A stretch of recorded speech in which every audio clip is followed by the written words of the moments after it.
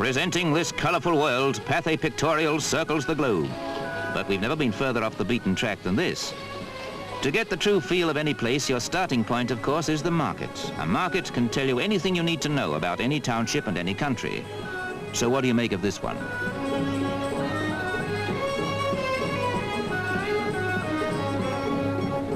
We're at Srinagar, the nearest thing that you'll find to a city in the Himalayas, capital of Kashmir, the Kashmir sweater country, which, primitive as it is, provides the raw material for high fashion. Market research in this old street tells you the history of the whole forgotten country. You can take a place's pulse simply by taking a look round its market stalls. Just see, for instance, when we move on to another country, what the market can tell you about the local life.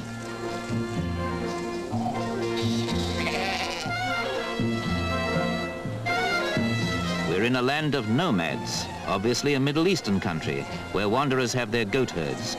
A poor country, you can see, and you can surmise a desert country where desert lizards are one of the luxuries of life. They say they're as delicious as lobsters to eat. The market, as you see, if you analyze these things a bit, reflects everything you could discover about the community that provides the goods on sale and the background of the people who are there either to sell or to buy. This is Saudi Arabia.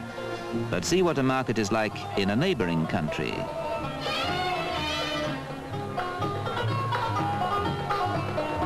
Donuts, there's some sophistication here. Where are we?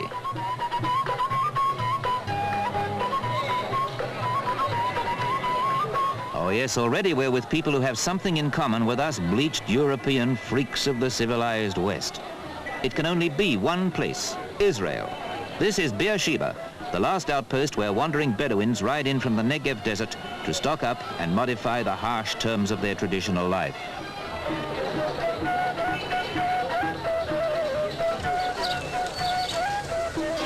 If you think that only primitive markets are so revealing, ask yourself where this civilized market could possibly be. Pets are for sale, so we're obviously back in the West. Color is on show, fluttering taste, twittering triviality, and fun. Only one conceivable city could have a bird market like this.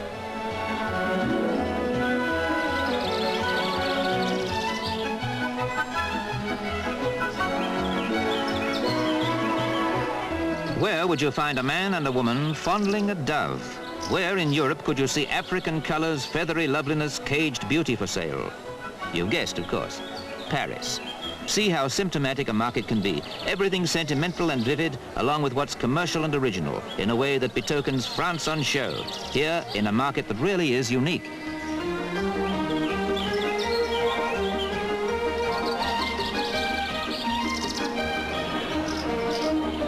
Not far from Notre Dame, every Sunday, the Paris bird market draws the boulevard crowds to this exciting island in the Seine. And if you were brought here blindfold, you couldn't fail to recognize the city you found yourself in. In so many subtle ways, this bird market is Paris. If a Paris market can bring France unmistakably to life, let's see what an English market reveals about the British race. There's one here, hand-painted, burnished in my head to fire. Every piece is hand-painted and roses. Roses, smell them. Every piece guaranteed. So there's the 6 cups in burnished gold, gold handle. It's a lip-shaped cup. When you drink your tea, your lip fits the cup. Your nose doesn't go in it. There's 3, and 3 is 6. Every piece is quality. The finest. You can do what you like with the dresser. Every piece half a dozen. And to match, pudding plates. Pudding plates. Pudding plates. Fancy the old man coming home after a whole day, and you turn around and say, George, put the pudding on there. They're pudding plates. They're tea plates. You can do what you like. Look, there's one. Here. You're dying to see one of these break, aren't you, eh? Here, come here, there's 2. There's 3. There's half a dozen.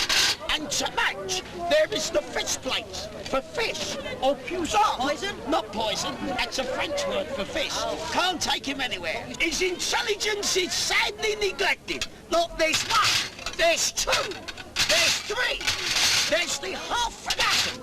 This is a complete dinner and tea service. We're watching Sid Strong from London's Petticoat Lane, the market salesman who has just won the World Championship against street salesmen from 57 countries. See what Sid has that the others haven't, and work out precisely how he typifies us as a race. There's the half a dozen. I'm finished yet. It's a big lot. And tonight, on the top, there's a half a dozen soup, fruit, or sweet dishes to go with it. Now, when you make a party, you don't go around and say, go and help yourself. It looks bad. You've got company coming down, you want to show off. You start off your meal with soup. Then you have hors d'oeuvre. Then you have fish. Then you have meat. Then you have sandwiches. Then you have pastries. Then you have cake. Then you have tea. And after all that, you give them one of these apiece. Come here.